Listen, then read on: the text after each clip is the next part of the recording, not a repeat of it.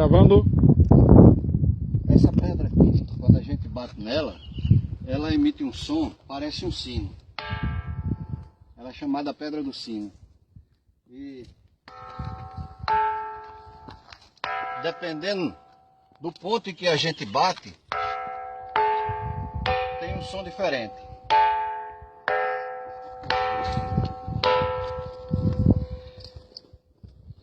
Há muitos anos atrás, um grande e inteligente pesquisador explodiu a pedra, achando que ela era... O som é porque a pedra era oca. E ele explodiu a pedra e o pedaço de pedra não tem som nenhum. Mas essa pedra continua com som.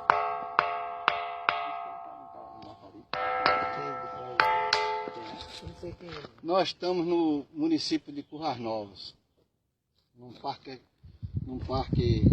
ecológico, né?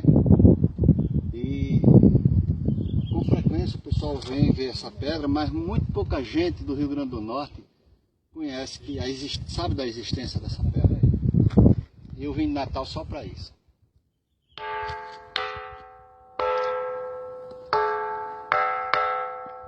Aproxima aí para a gente ver o som.